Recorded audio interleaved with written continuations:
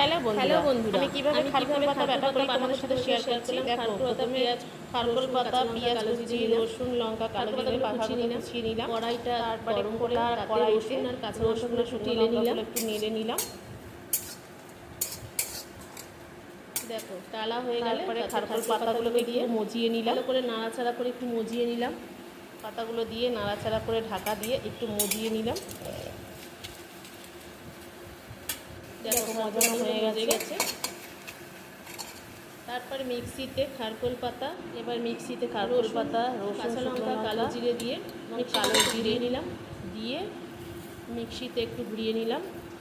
দেখো রেডি, বাটা হয়ে গেছে আমার রেডি। কড়াইটা গরম, কড়াইতে তেল গরম করে, তেল গরম হলে তাতে পেঁয়াজ কুচি দিয়ে দিলাম,